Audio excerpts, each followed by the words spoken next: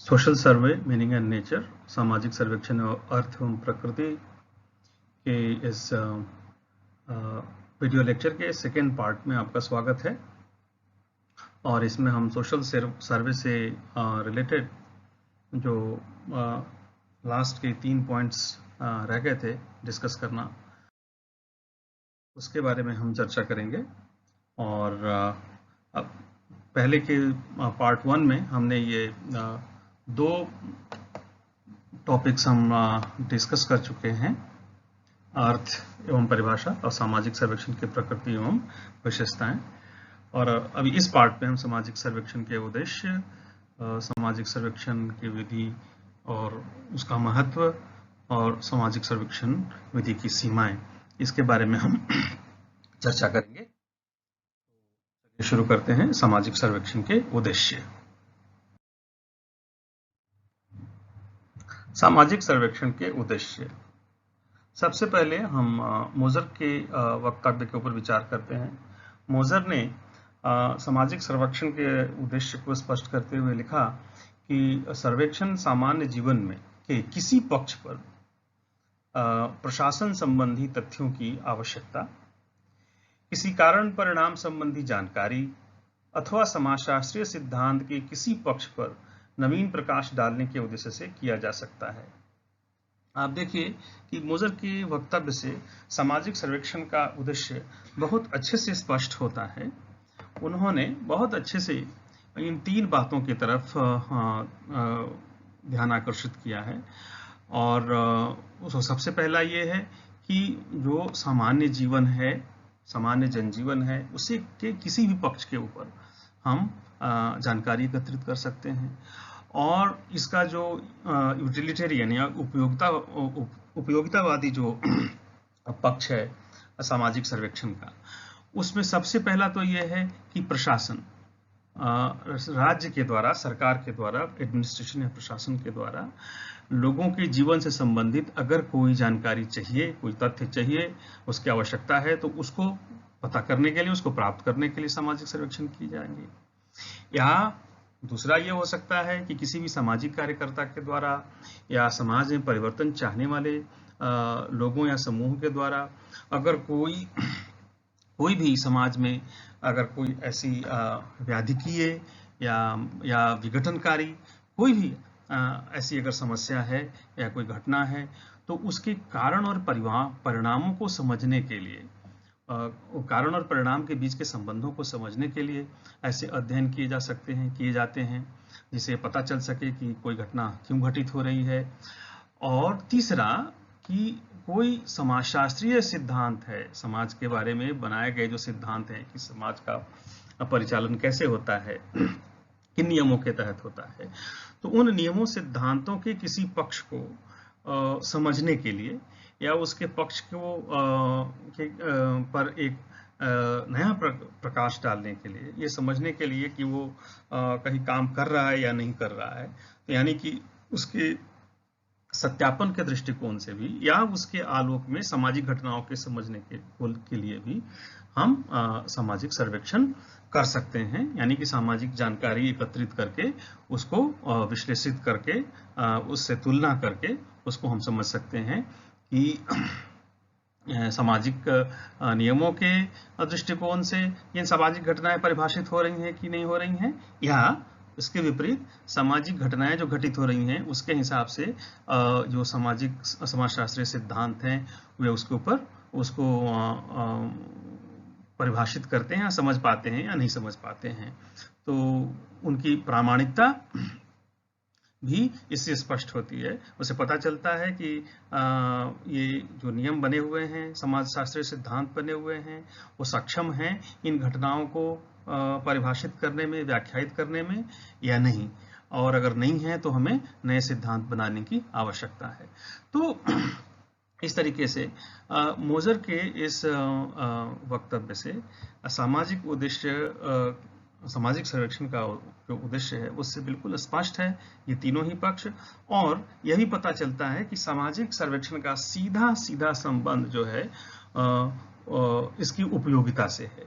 यानी कि निश्चित रूप से किसी प्रकार की आवश्यकता की पूर्ति के लिए, यानी कि समस्या के समाधान के लिए या कोई नीति निर्माण के लिए अगर कोई जानकारी चाहिए तो उसको एकत्रित करने के लिए, या बने हुए जो सामाजिक सिद्धांत हैं उनको समझने के लिए या उनको प्रमाणित करने के लिए, पुनर्परीक्षण के लिए हम सामाजिक सर्वेक्षण करते हैं।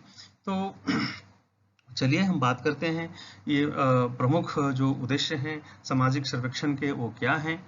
उसमें सबसे पहला है सामाजिक तथ्यों का संकलन।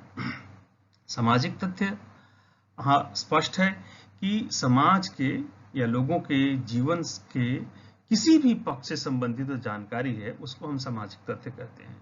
तो सामाजिक सर्वेक्षण का पहला उद्देश्य होता है लोगों के जीवन के विविध पक्षों के बारे में जानकारी एकत्रित करना, जैसे समाज में अशिक्षा है, बेरोजगारी है, गरीबी है, दहेज है, घरेलू हिंसा है, बीमारियां हैं, बाल मृत्यु दर है, जो भी कई तरह की समस्याएं हैं, हम इन किसी भी समस्या से संबंधित जानकारी एकत्रित करते हैं सामाजिक सर्वेक्षण के माध्यम से। दूसरा है कार्य कारण संबंधों की खोज। जब हम तथ्य एकत्रित करते हैं किसी घटना के बारे में तो हम यह भी पता करते हैं कि ये घटना के पीछे के संबंधित कारण क्या हैं और वो कोई भी घटना किसी अन्य घटना के साथ किस प्रकार से जुड़ी हुई है और ये कैसे हमारे सामाजिक जीवन को प्रभावित कर रही है, कैसे बाधित कर रही है। तो दूसरा जो उद्देश्य है सामाजिक सर्वेक्षण का वह है सामाजिक समस्याओं के कार्य कारण संबंधों की पड़ताल करना। तीसरा है प्राकल्पना का निर्माण एवं परीक्षण। ये दोनों ही दृष्टिकोण से सामाजिक सर्वेक्षण महत्वपूर्ण है। प्राकल्पना हम जानते हैं कि हमारे किसी भी शोध के लिए एक बहुत अहम और महत्वपूर्ण चीज है, क्योंकि यह प्राकल्पनाओं के माध्यम से हमारे शोध की दिशा और उसका क्षेत्र निश्चित हो जाता है और एक निश्चित डायरेक्शन मिल जाता है शोध को, और एक शोधकर्ता के लिए काम करना आसान हो जाता है। उस दृष्टिकोण से अगर हम देखें तो सामाजिक सर्वेक्षण के माध्यम से हमारे पास अगर पहले की बनी हुई कोई प्राकल्पना है या उसकी शोध से पहले आपने कोई प्राकल्पना बनाई थी तो उस प्राकल्पना का परीक्षण हम सामाजिक सर्वेक्षण से प्राप्त तथ्यों के आधार पर कर सकते हैं। या अगर हमारे पास प्राकल्पना नहीं है तो जैसे मान लीजिए आपके पास एक बड़ा स्टडी करना है और आप चाहते हैं कि क्या प्राकल्पना होनी चाहिए, तो पहले आप एक छोटा सा पायलट सर्वे कर लेते हैं, मतलब पूर्व परीक्षण कर लेते हैं और पूर्व परीक्षण के माध्यम से तथ्य एकत्रित करके जो तथ्य आते हैं उनका एक विश्लेषण करके आप देख लेते हैं कि नॉर्मल ट्रेंड क्या है। तो उसके आधार पे आप एक वर्केबल एक हाइपोथेसिस या प्राकल्पना बना लेते हैं ताकि आप उसको बड़े लार्जर स्तर पे, बड़े स्तर पे, बृहत्तर स्तर पे उसको आप उसका परीक्षण कर सकें या उससे संबंधित तथ्य एकत्रित कर सकें।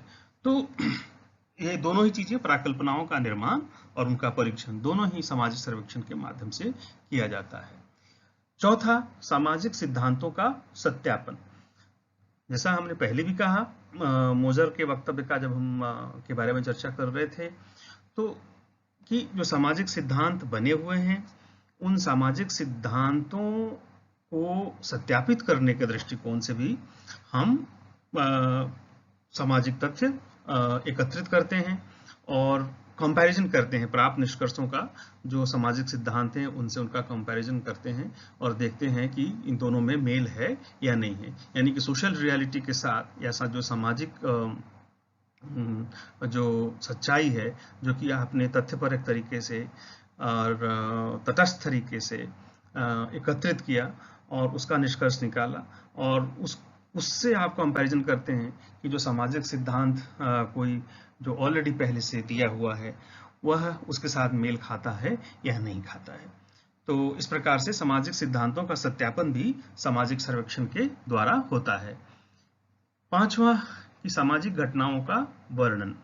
आप यह भी बहुत महत्वपूर्ण पक्ष है कि आप चाहे सिद्धांत बनाएं या नहीं बनाएं, आप केवल केवल किसी घटना का पूर्ण रूप से उसके सभी पक्षों का आप विस्तृत वर्णन कर दें तो उससे भी समस्या को समझने में और उसका निष्कर्ष निकालने में, उसका निदान निकालने में बहुत सहायता होती है। तो हम सामाजिक सर्वेक्षण के माध्यम से कोई भी सामाजिक जब घटना जिसका भी हम अध्ययन करते हैं तो उनके सभी पक्षों का हम एक डॉक्यूमेंटेशन, उनका वर्णन करते हैं, अभिलेखीकरण करते हैं, और ताकि वो एक जो रिकॉर्ड जो होता है वो कभी भी इस अध्ययन के लिए भी और बाद के लिए भी उपयोगी होता है। छठा, ये हम बार बार कह रहे हैं कि जो भी सामाजिक सर्वेक्षण होते हैं वो उनके नेचर में ही उनका जो बेसिक जो ट्रेट है वो यही है कि एक यूटिलिटेरियन ट्रेट है, उपयोगितावादी विशेषता है।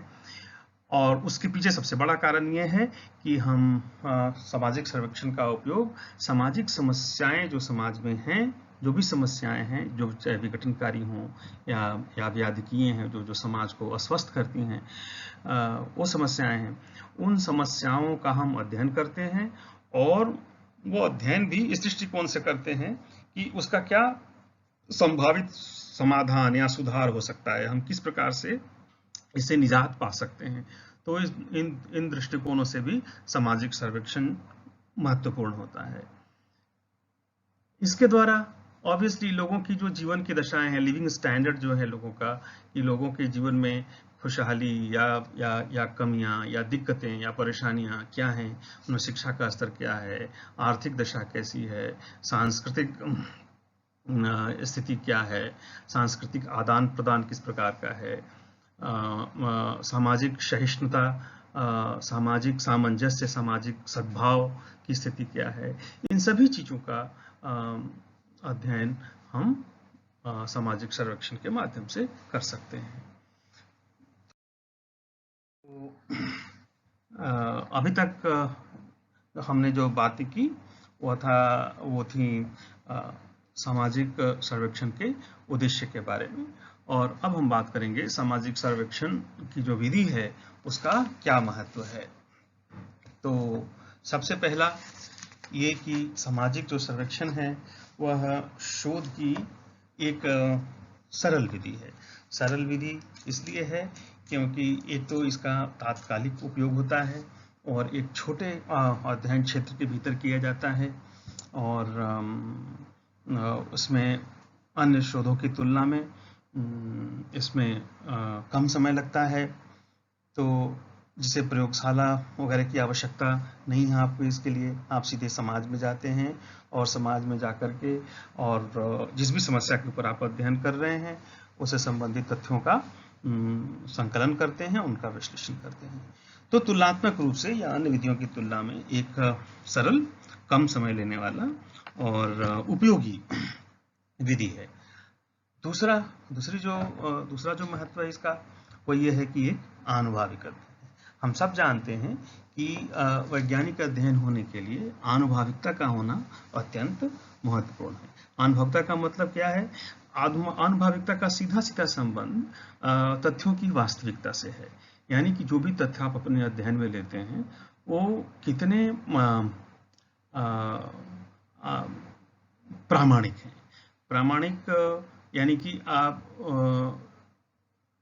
आप कैसे उनको, मतलब हम उन्हीं तथ्यों को आनुभाविक तथ्य बोलते हैं जिनको हमने अपने इंद्रियों के माध्यम से अनुभव किया हुआ है। तो कोई मनगढ़ंत या मन में मनोवैज्ञानिक या गुणात्मक ऐसे तथ्य जो हैं आनुभाविक तथ्य के रूप में नहीं आएंगे।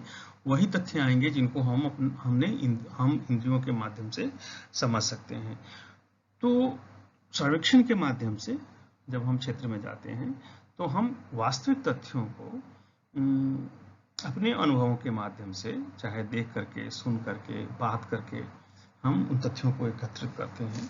तो और इस दृष्टिकोण से जो तथ्य हैं वो अधिक प्रामाणिक हो जाते हैं।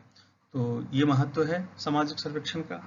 तीसरा जो है कि वस्तुनिष्ठ अध्ययन है, क्योंकि अगर तथ्य आपके पास आनुभाविक हैं तो आपका अध्ययन ही वस्तुनिष्ठ होगा। वस्तुनिष्ठ होने का मतलब यह है कि पक्षपात रहित होगा, और जो इसके निष्कर्ष होंगे वो क्योंकि आपने वास्तविक तथ्यों पर आधारित आपका अध्ययन है, तो इसमें विषयांतर होने का या अलग वस्तुनिष्ठता का दूसरा एक सीधा मतलब ये होता है कि जो निष्कर्ष है या जो सच्चाई है वो सबके लिए समान है।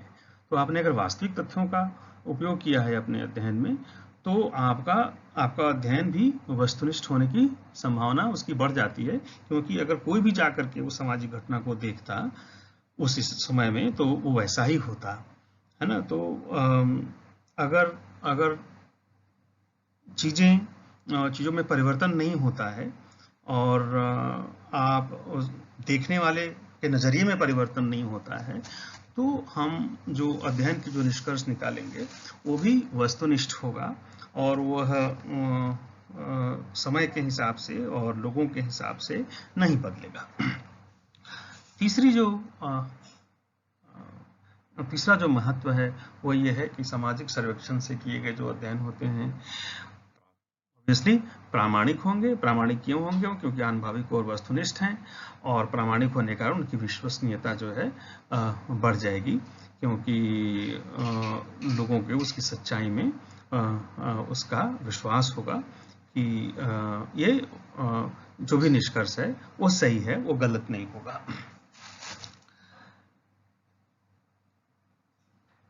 तीसरा महत्व ये है, पांचवा महत्व ये है कि हम सामाजिक सर्वेक्षण के माध्यम से हम पहले भी डिस्कस कर चुके हैं कि अध्ययन के लिए प्राकल्पनाओं का निर्माण कर सकते हैं। फिर इन अध्ययनों में चूंकि वैज्ञानिक परिशुद्धता है, मतलब एक्जैक्टनेस है कि हम सटीक तरीके से निष्कर्ष दे सकते हैं, एग्जैक्ट निष्कर्ष दे सकते हैं, और उनको हम क्वांटिफाई कर सकते हैं, जिनको वेरीफाई किया जा सकता है, जिनका सत्यापन किया जा सकता है। फिर घटनाओं के स्वाभाविक रूप का अध्ययन हम इसके माध्यम से कर सकते हैं, यानी कि घटनाएं जिस रूप में घटित हुई हैं या जिस रूप में घटित हो रही हैं समाज में, हम उन्हीं का अध्ययन कर रहे हैं। हम उनको कोई कल्पनात्मक रूप से या मनगढ़ंत या ऐसी चीज किसी के जो मन में मानसिक रूप से कोई घटना या कोई विचार चल रहा है, उन चीजों को हम नहीं लेते, बल्कि सहज रूप से समाज में जो चीजें घटित हो रही हैं हम उनको देखते हैं, और न ही उनको हम रिक्रिएट करते हैं। हम कहीं हम उनको कोरोबरेशन नहीं करते हैं, हम उनकी कल्पना नहीं करते, जैसा कि किसी लैब में या किसी अन्य जगहों पे हमें करना पड़ता है। कि तो हम घटनाओं का या प्रक्रियाओं का पुनर्निर्माण नहीं करना होता। जो घटना जिस प्रकार से चल रही है, घटित हो रही है, हम उसी रूप में उसका अध्ययन करते हैं। फिर हम इसके माध्यम से लोगों के विचारों, रुचियों, है ना, मनोवृत्तियों इत्यादि का अध्ययन भी कर सकते हैं। देन सामाजिक समस्याओं का अध्ययन ऑब्वियसली इसके माध्यम से होता है, जो कि महत्वपूर्ण है समाज में समस्याओं को से निजात पाने के दृष्टिकोण से। फिर हम उनका समाधान भी, और उसके द्वारा फिर समाज का पुनर्निर्माण, मतलब समाज में जो रुग्ण जो पक्ष है या जो खराब पक्ष है उसको सुधारने के दृष्टिकोण से भी हम कार्यक्रम बना सकते हैं। फिर इसकी कुछ व्यावहारिक उपयोगिता है। व्यावहारिक उपयोगिता ये है कि आए दिन हम देखते हैं कि कई प्रकार की समस्याएं समाज में हैं, जैसे श्रमिक से संबंधित समस्याएं हैं, चुनाव में रुझान जानना कि किस पार्टी या किस दल के पक्ष में लोग इस बार का ध्यान है या किसको लोग तरजीह दे रहे हैं, इस बात को समझना, लोगों का मत इस बार किसको मिलेगा, या किसी भी मुद्दे के ऊपर लोगों का विचार क्या है, या विभिन्न प्रकार के जो सूचकांक होते हैं, जैसे विकास से संबंधित सूचकांक है, या क्या कहते हैं शिक्षा का स्तर है, या शिक्षा, गरीबी का स्तर है या उपभोग का स्तर है, उन सभी चीज़ों को पता करने के लिए भी हम सामाजिक सर्वेक्षण का उपयोग कर सकते हैं। या विकास में जो अवरोध उत्पन्न करने वाले जो तत्व हैं समाज में, उन सारी चीज़ों का हम पता सामाजिक सर्वेक्षण के माध्यम से कर सकते हैं। अर्थात इसका दैनिक जीवन में व्यावहारिक महत्व जो है सामाजिक सर्वेक्षण का बहुत अधिक है। तो ये बात हो गई सामाजिक सर्वेक्षण की विधि का महत्व। तो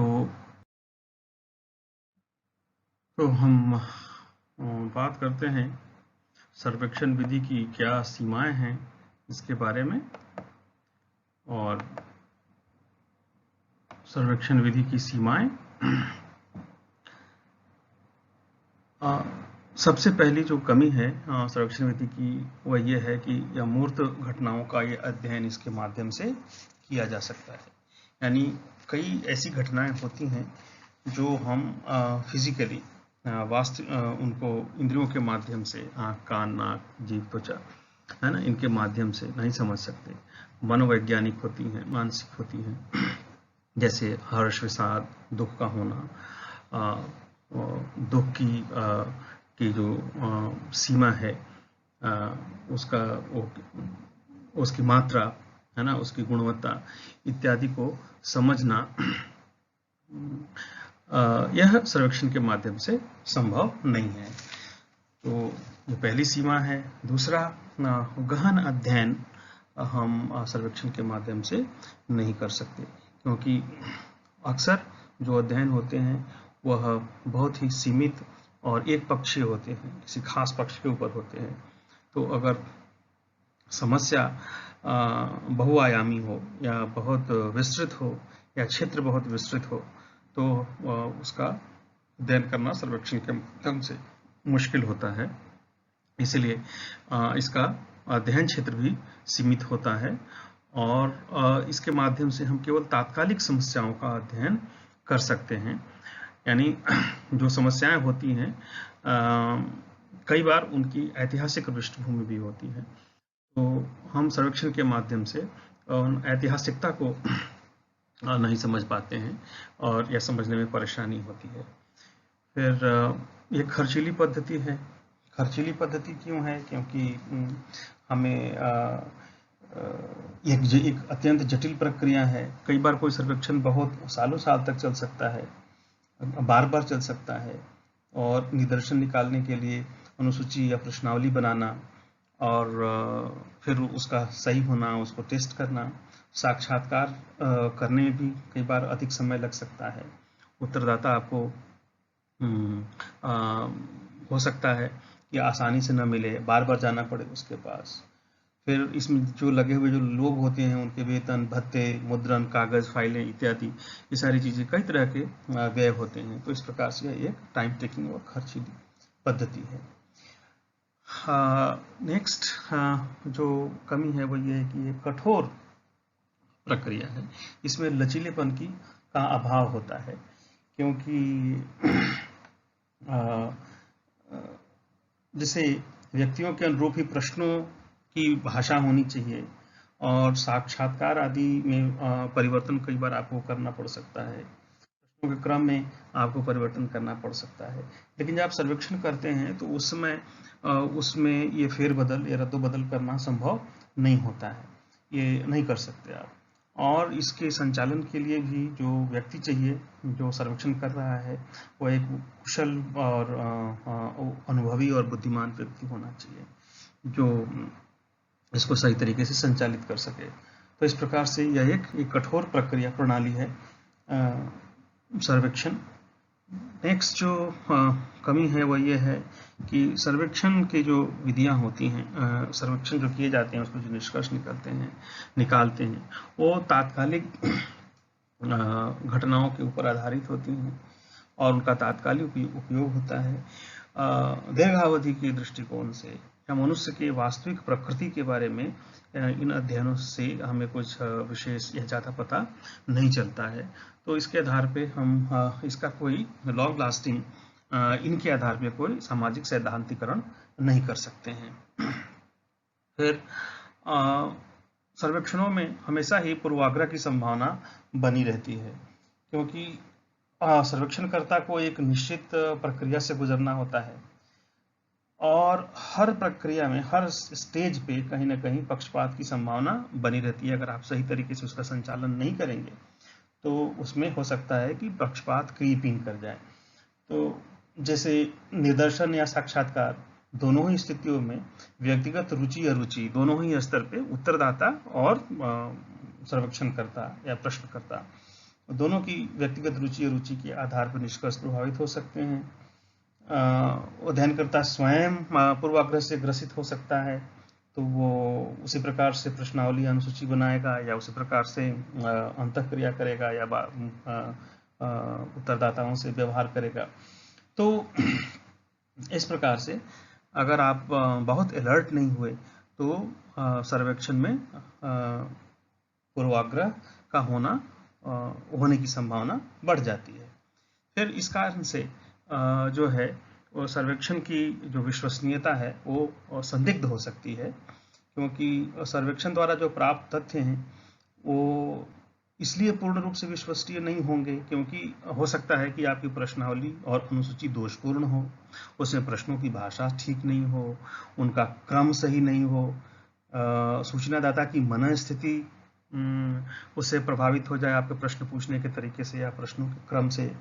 तो इस प्रकार से, या आपके प्रश्न जो हैं बहुत लंबे और जटिल हों तब भी सूचनादाता प्रभावित हो जाए और उदासीन हो जाए, आपको उत्तर नहीं दे सही, तो इस प्रकार से सही उत्तर नहीं मिलने पर और आपकी जो अध्ययन के जो निष्कर्ष हैं वो प्रभावित हो जाएंगे।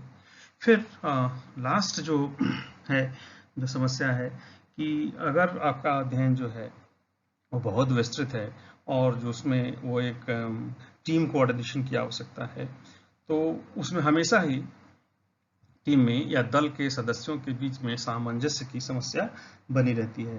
कि सबसे पहले तो ये है कि सभी लोगों को एक लेवल पे लाना, उनको ट्रेन करना, सही तरीके से ट्रेन करना, उन कुशल लोगों को ढूंढना, उनके भीतर कुशलता निर्मित करना, प्रशिक्षित करना और फिर उनके बीच में एक तालमेल बनाना, उनके मध्य समन्वय स्थापित करने की जैसी अनेक समस्याएं सामाजिक सर्वेक्षण करने के समय, जब खास रूप से जब टीम के रूप में आप काम करते हैं तो आती हैं।